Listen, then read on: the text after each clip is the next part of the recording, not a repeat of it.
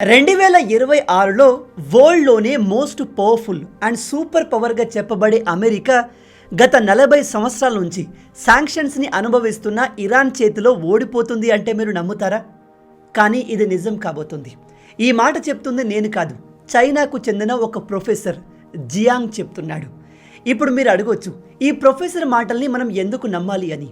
ఎందుకు నమ్మాలి అంటే ఇతను ట్రంప్ గురించి మొత్తం 3 ప్రిడిక్షన్లు చేశాడు. అందులో ఇప్పటి వరకు 2 నిజమయ్యాయి. ఇక మిగిలింది ఈ 3వ ప్రిడిక్షన్. ఇది ఒక సాధారణ కన్స్పిరసీ థియరీ కాదు, చాలా యాక్యురేట్గా ప్రజెంట్ వరల్డ్ వైడ్గా జరుగుతున్న పరిస్థితులను అనలైజ్ చేసి ప్రిడిక్ట్ చేసిన విషయాలు. ఇతను చెప్పిన 2 విషయాలు ఆల్రెడీ నిజమని ప్రూవ్ అయ్యాయి. ఇప్పుడు ఇరాన్ చేతిలో అమెరికా కూడా ఓడిపోవడం నిజమైతే ఈ వరల్డ్ పర్మనెంట్గా మారబోతుంది. అలా జరిగితే మీ అకౌంట్లో ఉన్న డబ్బు కూడా 6 నెలల్లో చిత్తు కాగితాల్లాగా మారబోతున్నాయి. వరల్డ్ ఆర్డర్ కంప్లీట్గా మారబోతుంది. ఈ వీడియోలో మెయిన్ మీడియా చూపించని షాకింగ్ విషయాల్ని నేను మీకు చెప్పబోతున్నాను. అలాగే ఇరాన్ ఏ విధంగా తమ $50,000 డ్రోన్తో $1 ట్రిలియన్ అమెరికన్ వెపన్ సిస్టమ్ని నాశనం చేస్తుందో ఎక్స్ప్లెయిన్ చేయబోతున్నాను. అసలు ట్రంప్ ఈ యుద్ధాన్ని ఎందుకు స్టార్ట్ చేశాడు? ఈ యుద్ధం వెనుక మనకు తెలియని సీక్రెట్ సొసైటీస్ ఉన్నాయా? ట్రంప్ వాళ్ళ చేతిలో పప్పెట్లాగా మారాడా అనే విషయాన్ని కూడా డిస్కస్ చేద్దాం. గ్యారంటీగా చెప్తున్నాను, ఈ వీడియో మొత్తం విన్నాక ఈ యుద్ధాన్ని మీరు చూసే పర్స్పెక్టివ్ కంప్లీట్గా మారిపోతుంది. ఇక ఏమాత్రం ఆలస్యం చేయకుండా టాపిక్లోకి వెళ్ళిపోదాం. ఈ చైనీస్ ప్రొఫెసర్ యొక్క మొదటి ప్రిడిక్షన్ డొనాల్డ్ ట్రంప్ మళ్ళీ ఎలక్షన్ గెలుస్తాడు అని. ఇది ఇతను చెప్పినట్టే 100% నిజమని ప్రూవ్ అయింది. 2వ ప్రిడిక్షన్ ట్రంప్ పవర్లో వచ్చిన తర్వాత అమెరికా ఇరాన్ పైన ఒక అతిపెద్ద యుద్ధాన్ని స్టార్ట్ చేస్తుంది అని చెప్పాడు. అది కూడా ఈయన చెప్పినట్టే జరిగింది. కానీ ఇతని 3వ ప్రిడిక్షన్ ఇది ప్రపంచం మొత్తాన్ని ఆశ్చర్యపరుస్తుంది. ఇందులో వరల్డ్ సూపర్ పవర్ అయిన అమెరికా ఇరాన్ చేతిలో ఓడిపోతుంది అని చెప్పాడు. ఇది మీకు నమ్మశక్యంగా ఉండకపోవచ్చు, నేను కూడా నమ్మాలి అనుకోవట్లేదు. బట్ ఇతను ఈ విషయాన్ని ఊరికే గాల్లో చెప్పలేదు. దీని వెనకాల లాజికల్ ఆర్గ్యుమెంట్స్ కూడా ఉన్నాయి. మనం ఈ వీడియోలో ఈ 3వ ప్రిడిక్షన్ గురించి మాట్లాడదాం. ఇతను ఈ మాట ఎందుకు చెప్పాడు అనే విషయాన్ని కంప్లీట్గా పోస్ట్ మార్టం చేద్దాం. ఒక మిలిటరీ సూపర్ పవర్ అయిన అమెరికా ఇరాన్ చేతిలో ఓడిపోవడం పాసిబుల్ అవుతుందా లేదా అనేది డిస్కస్ చేద్దాం. ముందుగా ఈ ప్రొఫెసర్ జియాంగ్ ఒక జియో పొలిటికల్ ఎక్స్పర్ట్. ఇతని ఒపీనియన్ వరల్డ్ వైడ్గా చాలా రెస్పెక్ట్ చేయబడుతుంది. చైనాలో ఇతను చాలా ఫేమస్. ఇతను తన రీసెంట్ ఇంటర్వ్యూలో చాలా క్లియర్గా చెప్పాడు, అమెరికా ఎంత ట్రై చేసినా ఈ యుద్ధంలో ఇరాన్తో గెలవదు అని. ఈ ప్రొఫెసర్ ప్రకారం ఇరాన్ ఈ యుద్ధం కోసం లాస్ట్ 1-2 ఇయర్స్ నుంచి కాదు, గత 20 సంవత్సరాల నుంచి ప్రిపేర్ అవుతోంది. ఇస్లామిక్ రెజిమ్ అయిన ఇరాన్ ఈ యుద్ధాన్ని ఒక చివరి యుద్ధంగా చూస్తుంది. ఇరాన్లోని కట్టర్ ఇస్లామిక్ వాదులు అమెరికాను ఒక అతిపెద్ద సైతాన్గా చూస్తారు. ఇరాన్ పైన లాస్ట్ ఇయర్ జూన్లో కూడా ఇజ్రాయిల్ అండ్ అమెరికా కలిసి అటాక్ చేశాయి. అప్పుడు కూడా ఒక చిన్నపాటి యుద్ధం స్టార్ట్ అయింది. అయితే ఆ సమయంలో Iran, America and Israel weapons ఎంత స్ట్రాంగ్గా ఉన్నాయి, వాళ్ళు ఏ విధంగా యుద్ధం చేస్తారు, ఇరాన్లోని ఏ ప్రాంతాల్ని అటాక్ చేస్తున్నారు, ఈ దేశాల వీక్నెస్ ఏంటి, ఇలా ప్రతి విషయాన్ని క్లియర్గా అనలైజ్ చేసింది. అలాగే తమలో ఉన్న వీక్నెస్ని కూడా ఇరాన్ క్లియర్గా తెలుసుకోగలిగింది. అందుకే ఆ తర్వాత వీళ్ళు తమ వెపన్స్ విషయంలో, యుద్ధ నీతి విషయంలో చాలా మార్పులు తీసుకువచ్చారు.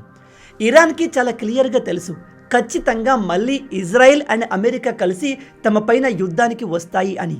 అయితే ఈసారి ఇరాన్ తమ ప్రీవియస్ ఎక్స్పీరియన్స్ని యూజ్ చేసి వీళ్ళ కోసం రెడీగా ఉంది. ప్రజెంట్ జరుగుతున్న ఈ యుద్ధం స్టార్ట్ అవ్వకముందే ఈ 2 దేశాల మధ్య డైలాగ్స్ జరిగాయి. అంటే యుద్ధం జరగకముందే ఈ 2 దేశాల మధ్య ఒక సొల్యూషన్ ఏర్పడాలి, ఒక అగ్రిమెంట్ ఏర్పడాలి అని జరిగే డిస్కషన్. కానీ ఇరాన్కి చాలా క్లియర్గా తెలుసు, అమెరికా తాము చెప్పే ఏ విషయానికి అగ్రి చేయదు, ఖచ్చితంగా వీళ్ళు యుద్ధానికి వస్తారు అని. అందుకే ఇరాన్ ఈ డిస్కషన్లో కేవలం టైంపాస్ చేసి వాళ్ళు మరిన్ని వెపన్స్ని తయారు చేసుకోవడానికి ఆ టైంని యూజ్ చేసుకున్నారు. ఇక్కడ ఇరాన్ ఫాలో అయిన మాస్టర్ స్ట్రాటజీ ఏమిటంటే వీరు డైరెక్ట్గా ఇజ్రాయెల్ పైన, అమెరికా పైన యుద్ధానికి వెళ్ళలేదు, తమ ప్రాక్సీస్ని యూజ్ చేసుకున్నారు.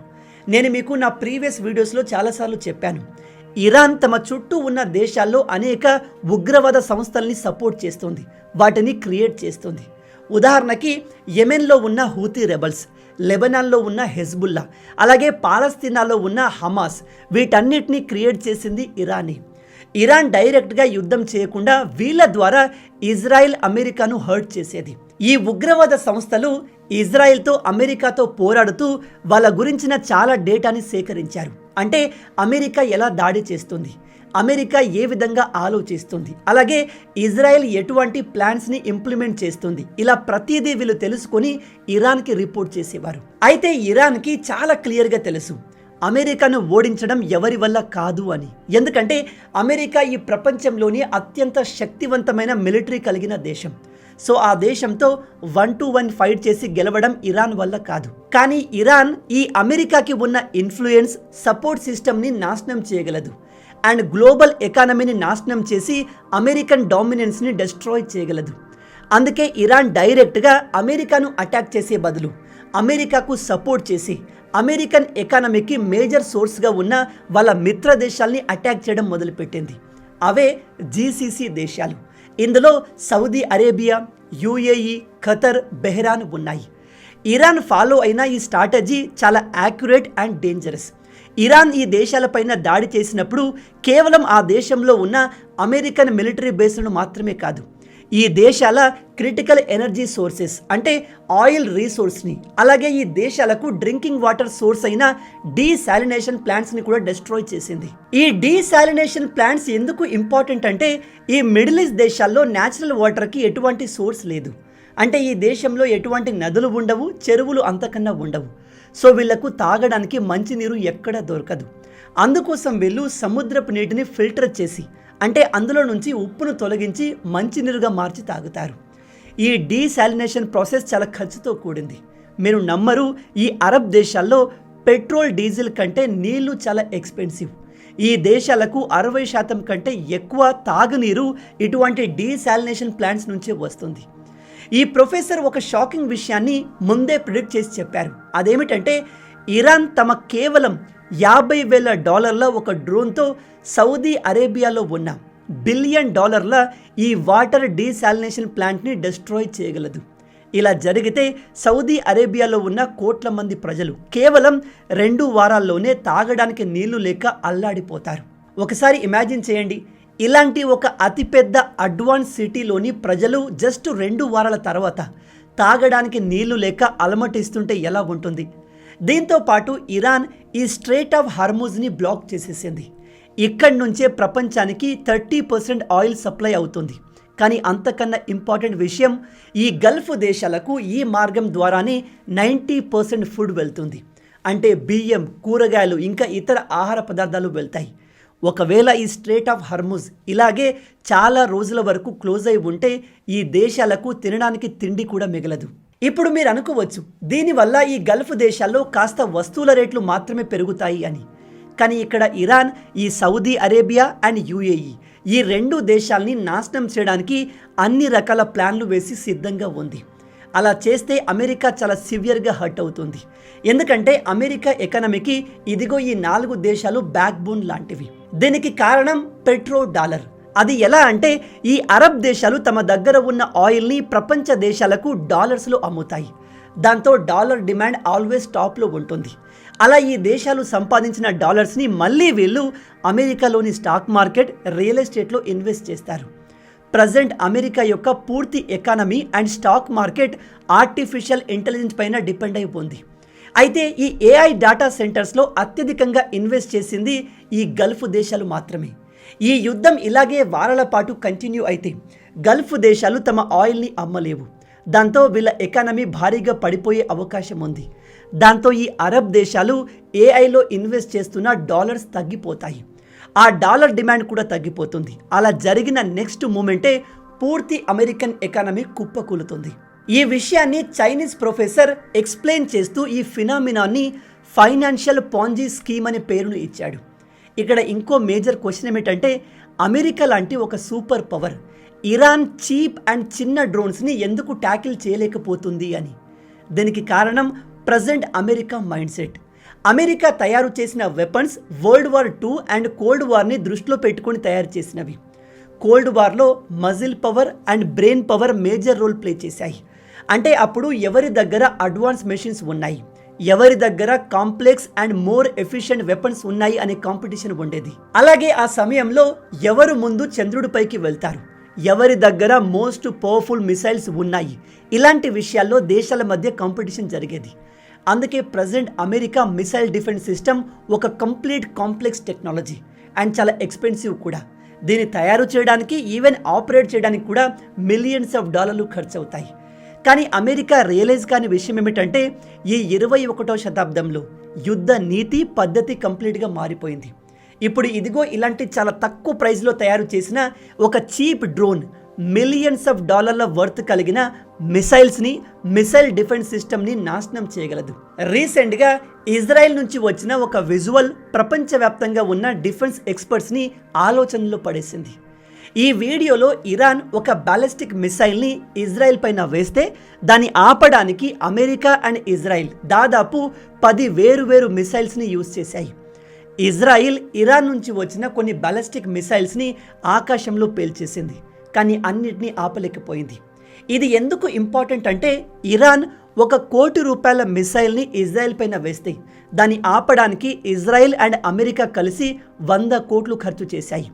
ఇలా భారీ మొత్తంలో డబ్బు ఖర్చు అవుతుంటే ఆ దేశాలు ఎక్కువ సమయం వరకు యుద్ధంలో నిలవలేవు.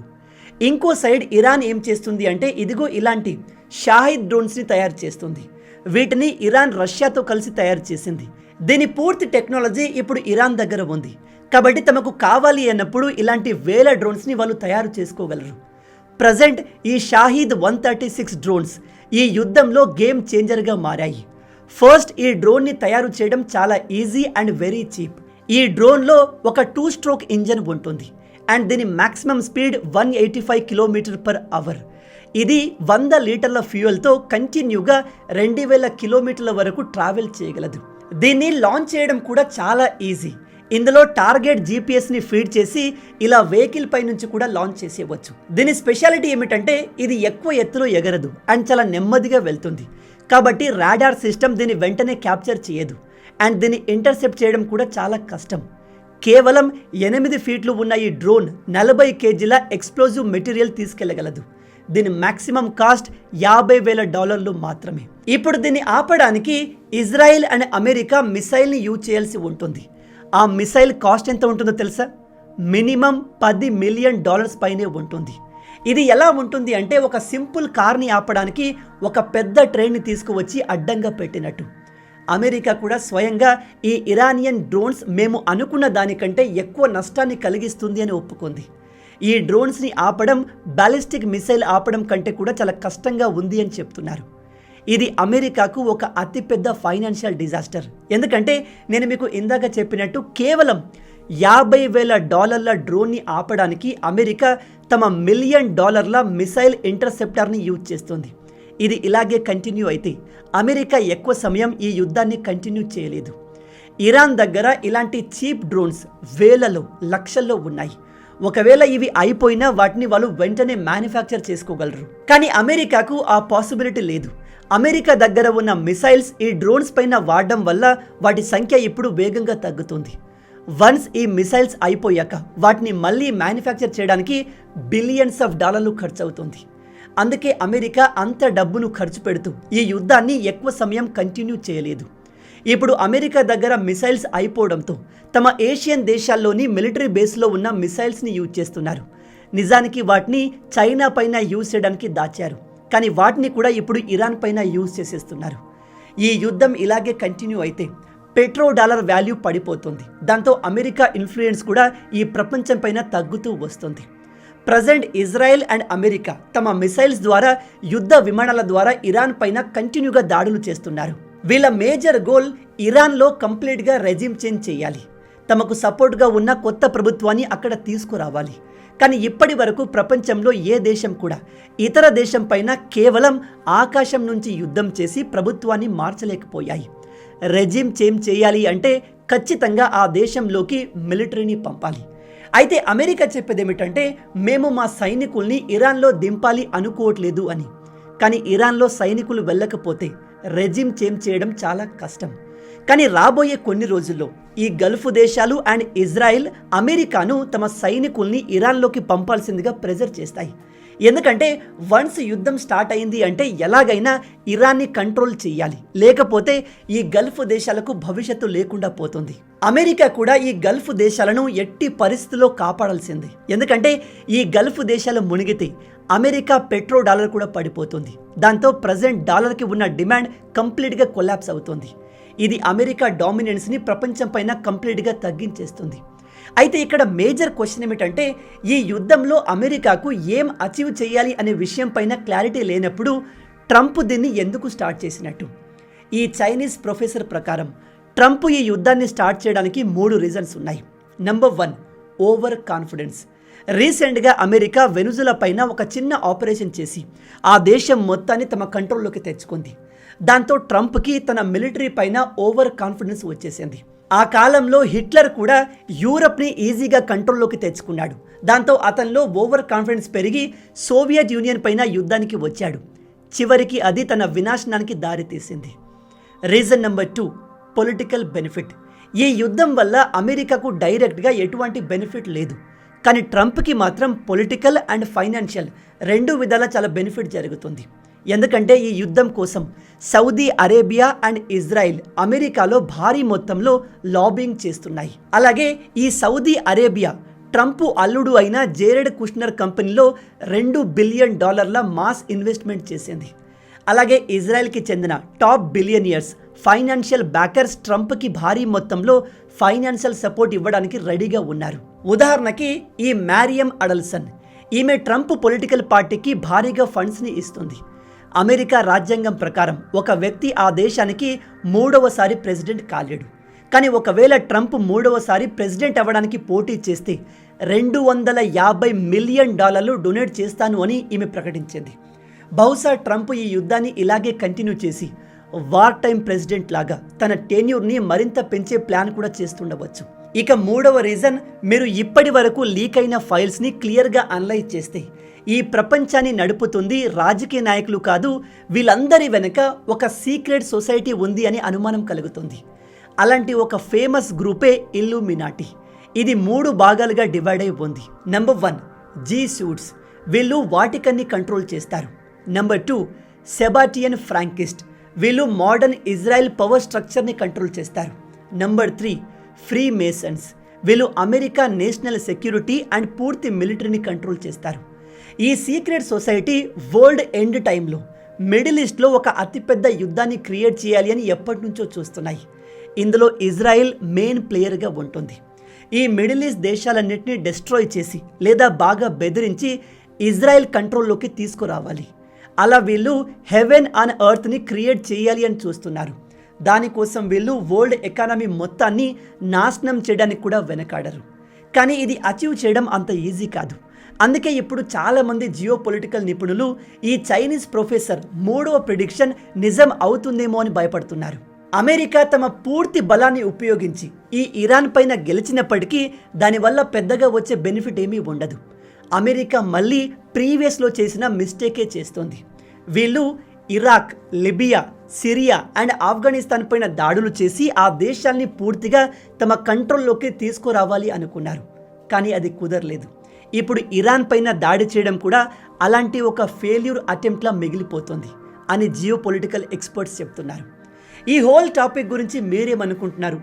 అమెరికా ఎందుకు ఇరాన్ పైన దాడి చేస్తుంది? నిజంగా ఈ ప్రొఫెసర్ చెప్పినట్టు అమెరికా ఓడిపోయే అవకాశం ఉందా? మీ ప్రకారం ఇక్కడ ట్రంప్ ఏం సాధించాలి అని ఈ యుద్ధాన్ని చేస్తున్నాడు? మీ ఆలోచనల్ని కింద కామెంట్లో చెప్పండి.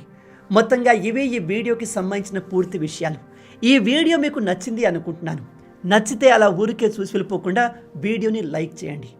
మన తెలుగు యువతను ఎంత వీలైతే అంత దేశభక్తులుగా మార్చాలి అనే మిషన్తో పనిచేస్తున్నాము. మన ఛానల్ని సబ్స్క్రైబ్ చేసి ఆ మిషన్లో మీరు భాగం అవ్వండి. రాబోయే వీడియోలో ఇంకో ఇంట్రెస్టింగ్ టాపిక్తో మళ్ళీ కలుద్దాం. అంటిల్ దెన్, జై హింద్, జై భారత్, భారత్ మాతాకి జై.